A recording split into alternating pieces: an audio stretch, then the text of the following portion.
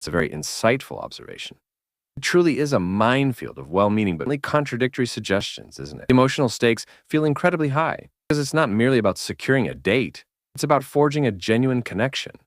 Absolutely. I think we've all found ourselves on both sides of that conversation. They're desperately seeking advice or wanting to dispense it. I was just reflecting on this brief exchange between two friends and it perfect bewildering dance. It begins with one guy, clearly frustrated, asking his friend, "Bro, tell me, how do you get a girlfriend?" The age-old question, perpetually echoing through time. The friend, bless his earnest heart, immediately reaches for the classic, almost shade piece of advice. Oh, just have confidence. It really does seem to be the default setting for almost all dating advice. That response is so relatable. He states, "Confidence? I've been walking around with confidence for 5 years and still single." It makes you question what kind of confidence is actually being advised. Is it an outward performance or a deep inner self-assurance? For him, whatever he has isn't getting into romantic success. That's a crucial distinction. Confidence is such a broad term. Is it about faking it until you make it or only believing in your own worth? How does one simply acquire that authentic belief? This is where the advice often falls short, having a goal without the practical roadmap. Exactly. If you're merely performing confidence, it can really come across as outright arrogant, or even worse, a desperate attempt to mask. People are remarkably adept at picking up on inauthenticity. So the friend, undeterred, transitions to this piece of conventional wisdom. And try a sense of the humor. Girls love guys. Another absolute classic. And once again, the first guy's response is really perfect in its brutal honesty. He recounts, "Funny, I told a joke yesterday. She said, 'Cool, I'm leaving now,'" which that sounds like a particularly brutal. Really highlights the inherent difficulty of attempting to deliberately be funny. Humor is incredibly subjective, and what one finds hilarious, another might as awkward.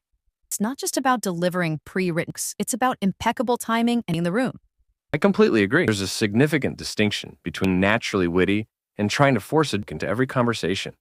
If you're visibly trying too hard to be the comedian, it can feel like you're being on a show rather than genuinely. And that, more often than not, is a definite off. So the friend, still valiantly attempting to pull something out of his hat, pivots yet. He suggests, "Ha ha ha. Hey, then try hobbies. Show your interests." This particular piece of advice always makes me pause and reflect. Yes, having hobbies is undoubtedly a positive, demonstrating a life beyond just looking for a partner. But then the first guy's candid reply, "Please? My hobby is eating pizza and only Instagram. Does that count?" Oh, absolutely. For a significant number of people today, those are their default leisure activities. While there's nothing inherently wrong with eating pizza and scrolling, it doesn't exactly scream dynamic interest with a rich inner life, does it? It's a genuine conundrum for many. It certainly is a challenge. I believe it points to a much deeper issue. It's not just about simply having hobbies, but rather about having hobbies that genuinely enrich your personal life and potentially open up to new experiences and, crucially, new people. The true spirit of that advice is about creating a life that is full, engaging, and active, not just passively filling time. So the friend, still trying to conjure up a winning strategy, offers up yet another piece of dating wisdom. Maybe. But also be a little mysterious. Don't reveal it at once. Mysterious. This particular piece of advice is solely fraught with potential pitfalls. A touch of intrigue can certainly be quite alluring, as you don't want to lay out your life story on the first date. But attempting to be mysterious can very devolve into playing manipulative game, unnecessarily evasive, or simply being genuinely difficult to get to know. And the first guy's response to this is just pure gold. He exclaims, "Mysterious? Oh, I can't even find my keys sometimes. How do I be mysterious?" That's incredibly relatable. For some individuals, the very idea of cultivating an air of enigmatic allure is just not within their inherent capabilities. They are often open books, sometimes to their own detriment. And attempting to be something you really are not often backfire spectacularly, leaving feeling inauthentic. And after navigating through all the often contradictory pieces of advice, he lands on what is perhaps the ultimate, most common, and arguably least helpful piece of dating wisdom. Be yourself. The right girl will like you for who you are. The grand finale of dating advice.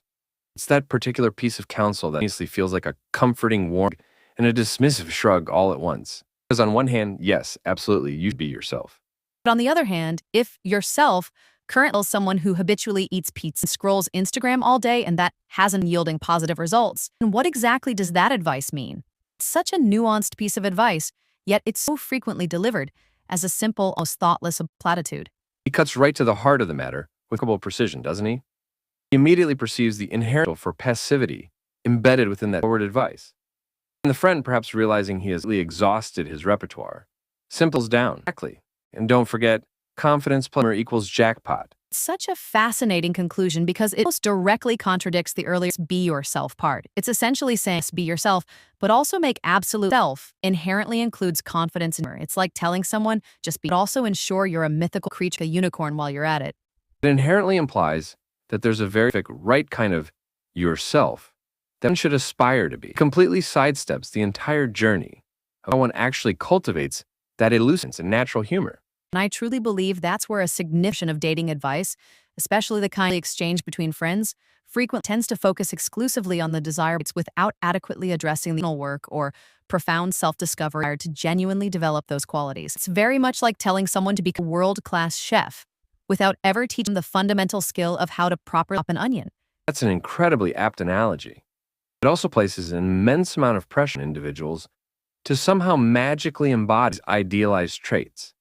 But if you are naturally an introvert, does that automatically mean you cannot have confidence or a sense of humor that Raises some really important questions about what qualities we collectively value in partners and what specific societal expectations we inadvertently place on people, particularly men, within the complex arena of this pervasive idea that men are to be the constant pursuers, the equivocally confident ones, the effortless. While those are generally considered, the immense pressure to constantly can be incredibly stifling and lead to anxiety. and it can very easily lead to a significant amount of inauthenticity, which, ironically, is the exact opposite of what the advice "just be yourself" is fundamentally supposed to encourage.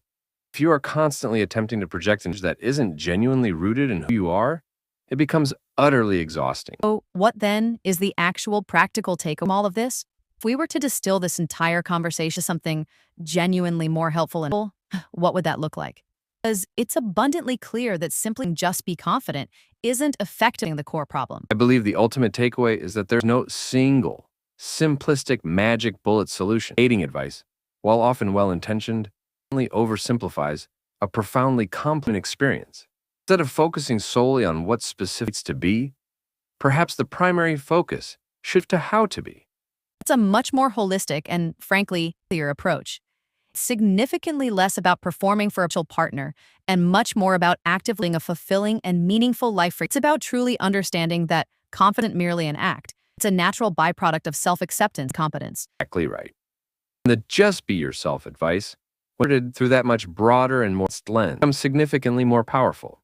It's no longer an excuse for passivity, but rather a profound encouragement to engage in continuous self-discovery and self-improvement. So perhaps the real enduring advice isn't about diligently collecting a list of to display, but rather about cultivating an inner world that is rich, openly engaging, and allowing that authentic self to radiate outwards.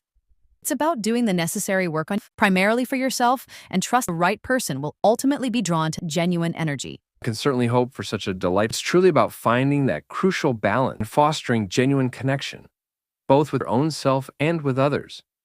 It's a much more nuanced and ultimately far fulfilling path than simply trying to hit some mythical jackpot combination of evidence and humor. Absolutely. It's a continuous journey, not a destination, and certainly not a simple size-fits-all formula.